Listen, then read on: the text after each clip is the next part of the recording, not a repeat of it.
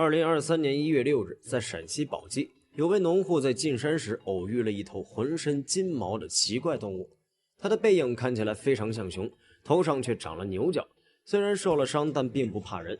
等第二天，农户带着吃的上山找它，就发现这个动物趴在山崖边，像是在等着自己。农户问他想不想要吃的，他竟然像听懂了一样点了点头。这头似乎能听懂人话的奇怪动物，到底是熊还是牛？这里是万物灵，欢迎关注熊探长，带你探索有灵万物。仔细看这头一身金色长毛的动物，就会发现它是个六不像。隆起的宽厚脊背像棕熊，红起的鼻梁让它的脸看起来像驼鹿，宽而扁的短尾巴像绵羊，脑袋上向后弯的角又像角马，向下塌的屁股和弯曲的后腿像斑鬣狗，又短又粗的四肢和蹄子又和家养的牛长得一样。这个六不像的大名叫做灵牛，大部分都生活在国内，有一些生活在喜马拉雅山脉另一边的印度、不丹和缅甸。都说长得越怪，判得越快。灵牛这个六不像身份也高贵得很，不仅是不丹这个国家的国兽，还是我国1级保护动物。所以灵牛是妥妥的牢底坐穿兽。答应我，不要去好奇灵牛好不好吃这样的问题。了解动物知识的人，只要看名字和长相就能知道，灵牛是一种食草动物。别看它们长了一对牛角，实际上和羊才是近亲。通常来说，食草动物都是群居生活的。那陕西这头生病的灵牛怎么就成孤寡牛了呢？因为它是一头公牛，更可能是一头打架输了就离家出走的牛。在灵牛的社会里，只有雌性和小幼崽会一起生活。公牛要么在决斗中胜出，成为家族里最强壮的首领，要么心甘情愿给首领当小弟，否则都不能和族群一起生活。每到气候温暖的8月，灵牛们就会开始传宗接代的大聚会。家族首领们发出低沉的吼声，号召附近的灵牛群集合，也会引来独自游荡的公牛。对于雄性动物来说，交配权值得他们以命相搏。雄性灵牛之间的决斗就非常凶猛，两头雄性灵牛会选择一块比较空旷的地方对峙，同时开始助跑，在靠近对手的时候高高抬起前蹄，用上全身的力量和体重，与对方的牛角重重相撞，撞击声甚至能传出很远。输了决斗的公牛就失去了聚会的资格，只能离开。于是这些离家出走的公牛就开始独居生活，成为一头独牛。偶尔会有年轻的公牛不小心和家族走散，找不到家的小年轻也只能成为独牛。有时候2、3头公牛会搭伙过日子，减轻生活压力，这种就叫做对牛。至于它肚子上长出的大脓包，动物工作者推测有可能是决斗失败或者不慎受伤导致伤口严重化脓，也有可能是因为上了年纪生病，具体情况还要观测之后才能确定。尽管这头灵牛看起来很通人性，但是专家还是提醒，野生灵牛攻击性很强，尤其是这样的独牛，靠近它可能会有危险。陕西秦岭有4宝：朱鹮、灵牛、金丝猴，还有国宝大熊猫。灵牛的江湖地位能和大熊猫平起平坐，但它却是有记录伤人最多的国宝。虽然在血缘关系上灵牛和羊更亲近，但是灵牛的体格和羊完全不是一个级别，反而和野牛、野牦牛这些大块头差不多。平均身高 1.4 米上下，体长2米左右，体重基本在200到300公斤级。灵牛之中体格最大的王者，据说身高达到了惊人的2米，体重更是到了1吨这个级别。不仅如此，灵牛、雌雄都长着角，公牛为了备战决斗，经常会在树干上磨角。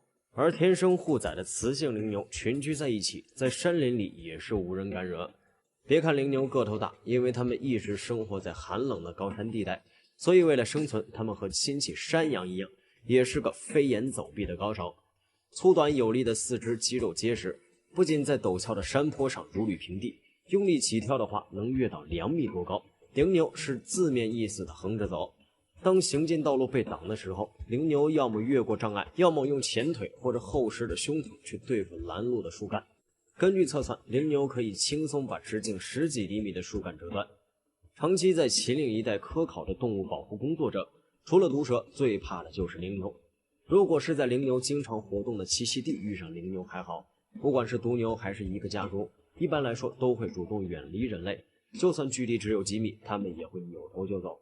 但是相比之下，独自生活的灵牛危险性就大多了。因为他们要么在繁殖季决斗中失败，要么就是不小心走错了路，离开了熟悉的栖息地。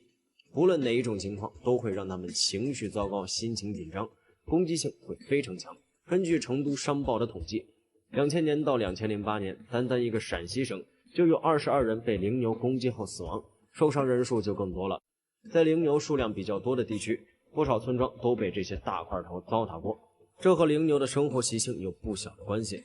高山地带气候温差大，冬春季节更是寒冷，植被枯萎让很多羚牛饿了肚子。这时候山下村里种植的冬季作物对羚牛来说就非常诱人了。在严寒的季节，村庄里可以挡风的房屋对于羚牛也很有吸引力，屋里暖和和舒适，屋外就是种满了庄稼的田地。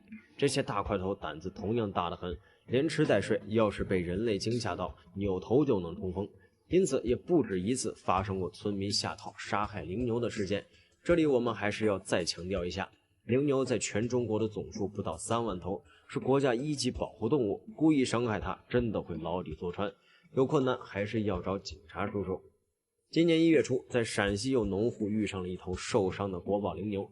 除了长得奇怪，在他们生活的秦岭地区还有着羚牛会灭火的传说。羚牛不仅个头大，胆子大，胃口也很大，它们的食谱非常丰富。最早科研人员研究羚牛的食谱，基本上是从它们的粪便里分析出来的。这些大家伙和他们的山羊亲戚一样，嘴巴能碰到的地方都是他们的食堂。地上的花草嫩苗，枝头的树叶果实，他们都吃。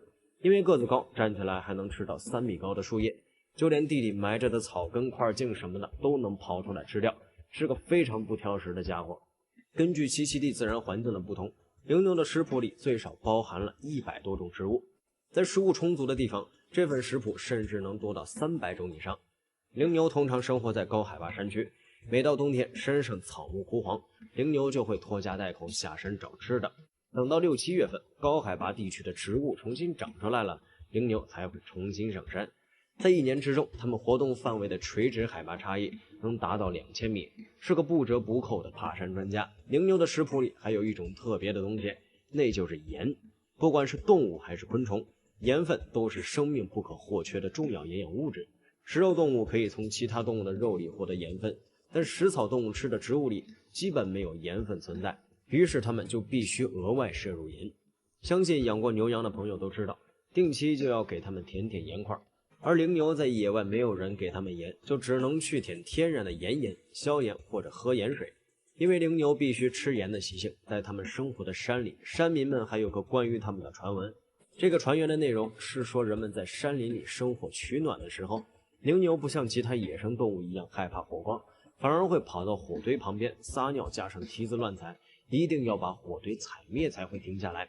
对于这件事，有个猜测就是，火堆边人类吃剩的食物残渣，甚至人类的尿液里都含有盐分，所以羚牛才会朝着火光而来。关于羚牛灭火的另一个猜测，听起来就比较神秘了。有人认为羚牛在他们生活的山林里是没人敢惹的老大，并且他们深知森林大火的可怕，所以只要一看到火光，这些平时横行霸道的大块头就会从远处冲过来灭火。虽然这2种猜测暂时没有办法证实，不过羚牛在山里是横着走的大佬，无所畏惧的他们也许真的会做出这样的事儿呢。非常感谢您看完本期万物灵，欢迎点赞、评论加关注，您的关注是熊探长探秘的最大动力。